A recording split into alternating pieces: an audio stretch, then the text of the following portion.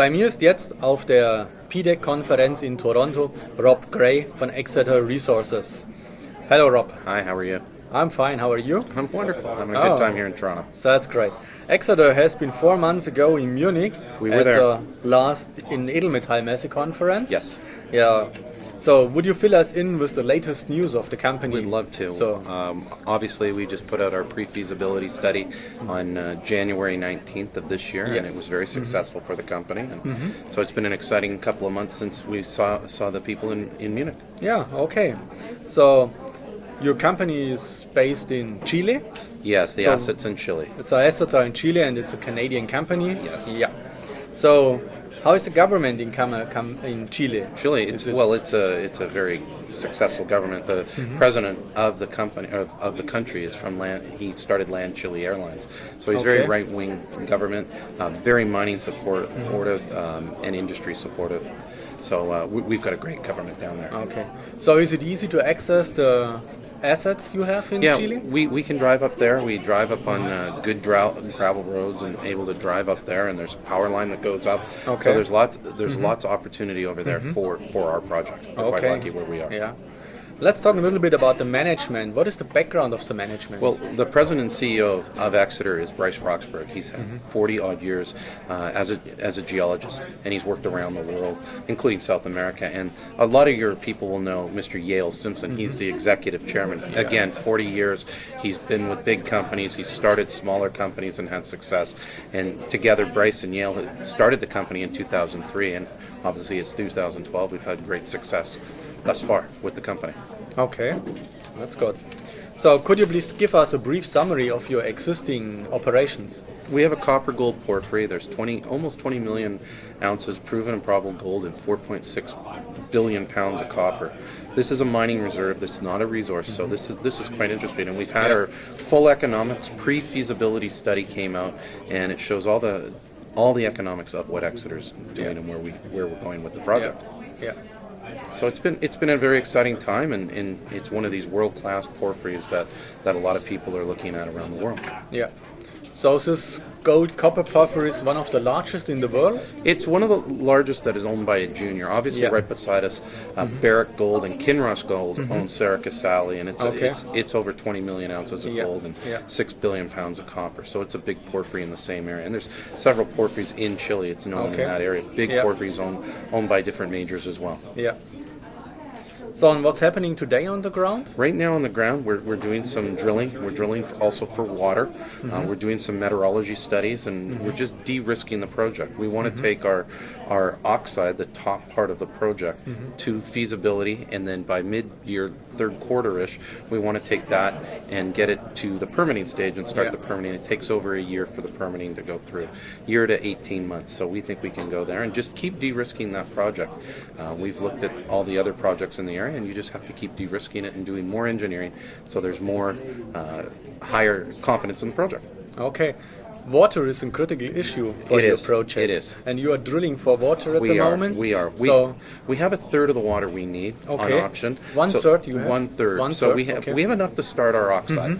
Obviously, that's not enough for the full project. Yeah. So we've identified that.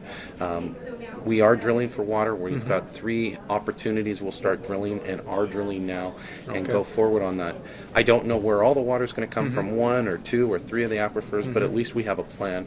And we don't need all the water today, which is great. We can work and get the water. I think if we weren't working on water, that would be even more critical. But obviously we see that, and we have a 2-year plan to get our water. So we're going to keep working on that. Okay. Are there people living on this area? No, you're at altitude. You're over 3,000 meters, and so there's no really competing people or land usage in the area. So that's one positive of the project. And it's a mining area. Barrick's bias, Kinross is bias, Gold Corp's now on the way. So there's lots of mining opportunity in the area. So the land interest is great for that reason. Okay. And are there any environmental issues? No, we've been doing our environmental person, all the different studies all the way through. Obviously, by mid-year, third quarter, we'd like to obviously put out an environmental impact study to the government of Chile, and that takes them over a year to 18 months to approve. So we're doing all the studies at this time. Okay. What are the next steps in this project? Keep de-risking it. Okay. Keep de-risking it. Yeah. Take the oxide Yeah. to feasibility Yeah. study and permitting. Drill. There's some other opportunities in the area to drill some exploration holes and see that some of these porphyries cluster. They're all around. We've seen that with other companies in the area. So we need to do some drilling on that as well and see how that goes. Okay. So do you see Exeter as an exploration company or someday becoming a production company? That's a good question. I mean, it's something that if your viewers have looked at our press releases over the last little while, we're looking at going into an opportunity on the oxide only, the gold only zone, where we could take that Exeter and raise the money and build the oxide only. The full project is so expensive and so big. A big mining company or a mid-tier companies can only do that. So we're looking at that, and that's where we're going. So we've started that sort of down that line as a mining company, and we have lots of engineers that can move this forward for us. Okay. Do you have an idea about what are the costs for this oxide project? The oxide cost, we did that last year in June of 2011, and it came out to cost about $350 million to put into production. Okay. I think the cost, over the 8 years would be, I think you can make over $1 billion heap leaching the gold. So it's one of those things. We will do obviously a feasibility study later this year on that. We'll see what the numbers come up to be, and that would be even more updated. Obviously, it's over a year old now almost, so we'd have to have an updated study forward. Okay. Let's talk a little bit about the financial situation of the company. Good question. Yes, asked about that all the time here at PDAC. We have about $68 million in our treasury right now, and we're planning to burn about $20 to $22 million. So we'd have around $50 million, just under $50 million by the end of this calendar year. And that's on all the studies I've talked about right now and moving this project forward. So we have lots of money to do what we need to do to take this to the next level. Okay.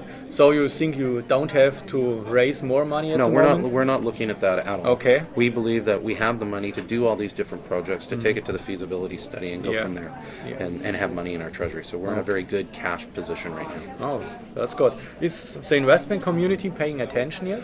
They are. The analysts in particular, this was one of the biggest pre-feasibility studies out that we had in January, and we've had great success with that.